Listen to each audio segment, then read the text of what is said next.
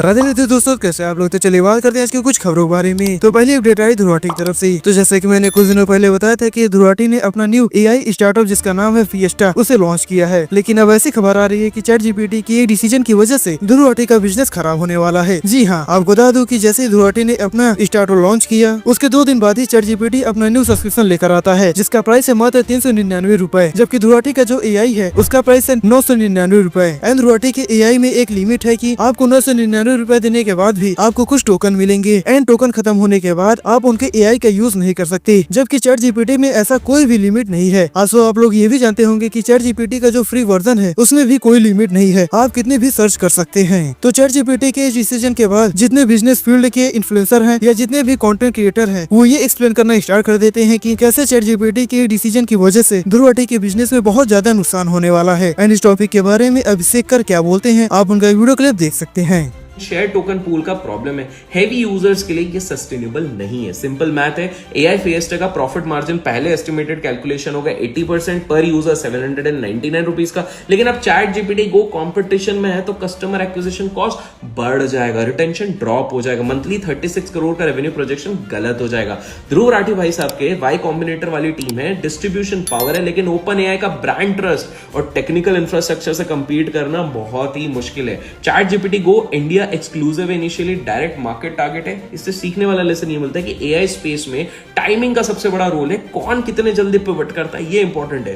ध्रुव राठी भाई को अभी यूनिक वैल्यू प्रोपोजिशन फाइंड करना होगा और फिर प्राइसिंग स्ट्रैटेजी पे काम करना पड़ेगा। तो साथ बात करते हैं भोजपुरी स्टार पवन सिंह के बारे में। तो क्या पवन सिंह के अगेंस्ट एफआईआर हो गया तो ही जानते हैं। वो कुछ ऐसा कि बिजनेसमैन विशाल सिंह ने ब्लेम लगाया है कि उन्होंने पवन सिंह और 3 अदर के कहने पर भोजपुरी फिल्म बॉस में 1.25 करोड़ रुपए इन्वेस्ट किए थे और उनसे प्रॉमिस किया गया था कि प्रॉफिट का 50% उन्हें मिलेगा। आफ्टर दैट बॉस फिल्म 2018 में रिलीज होती है और काफी ज्यादा सक्सेसफुल भी रही, लेकिन उसके बाद भी विशाल को कोई पैसे नहीं मिले और पैसे मांगने पर उन्हें डराया धमकाया जा रहा था, जिसके अगेंस्ट विशाल पहले पुलिस केस करने जाते हैं बट वहाँ से उन्हें कोई भी रिस्पॉन्स नहीं मिलता। After that Vishal Varanasi court जाते हैं अपने केस को लेकर। एंड नाउ बनारस कोर्ट ने कैंट थाने को पवन सिंह और उनके साथ जितने भी लोग थे सबके अगेंस्ट धोखाधड़ी का केस रजिस्टर करने का ऑर्डर दिया है। तो जल्दी ही पवन सिंह अपने 4 दोस्तों के साथ बनारस कोर्ट में दिखने वाले हैं, ऐसा अनुमान लगाया जा रहा है। तो चलिए इसी साथ बात करते हैं social media influencer Anjali Arora के बारे में। तो अंजलि अरोरा को लोग काफी ज्यादा ट्रोल कर रहे हैं उनकी एक वीडियो की वजह से। कुछ ऐसा अंजलि अरोरा का एक वीडियो काफी ज्यादा वायरल हो रहा है एंड ऐसा बताया जा रहा है कि अंजलि अरोरा थाईलैंड के पटाया के क्लब में डांस कर रही हैं और ऐसा इसलिए क्योंकि अभी हाल फिलहाल में उन्हें कोई भी अच्छे प्रोजेक्ट में काम करने का मौका नहीं दिया जा रहा है और काम न होने की वजह से उन्हें पटाया के क्लब में डांस करना पड़ रहा है। आज लोग ये भी बोल रहे हैं कि अंजलि अरोरा का करियर डूबता हुआ दिख रहा है। एक टाइम पर जब वो वायरल हुई थी तभी लोग उन्हें पसंद करते थे और उन्हें देखा जाता था, लेकिन जैसे जैसे उनकी पॉपुलैरिटी घट रही है वो अश्लीलता पर आ रही है एंड नाउ उन्हें क्लब में डांस भी करना पड़ रहा है। तो after this much of rumour and trolls मुझे ऐसा लगता है कि अंजलि अरोरा का करियर खतरे में नहीं है, क्योंकि अभी कुछ वीक पहले ही उनका एक सॉन्ग आया था टी सीरीज के साथ। और रही बात इस वीडियो की तो मैं आपको बता दूं कि ये वीडियो उनके किसी सॉन्ग के शूट का है, जिसके बारे में अंजलि अरोरा ने 26 जुलाई के एक पोस्ट में बताया भी था। और जो फोटो उन्होंने पोस्ट किया था उसमें पहने हुए कपड़े और इस वीडियो में जिस कपड़े में अंजलि अरोरा दिख रही है वो सेम ही है। तो आई थिंक उनके किसी प्रोजेक्ट का वीडियो वायरल करके उन्हें बस ट्रोल किया जा रहा है, बाकी सच्चाई कुछ और ही है। हालांकि अभी अंजलि अरोरा ने इस वीडियो के बारे में कोई भी क्लैरिफिकेशन नहीं दिया है या जो भी ट्रोल चल रहे हैं उसके बारे में कोई भी स्टेटमेंट नहीं दिया है। तो इसी सरनेश बात करते हैं मनीषा मर्डर केस के बारे में। तो जैसा कि मैंने कुछ दिन पहले बताया था कि हरियाणा में एक नर्सिंग स्टूडेंट का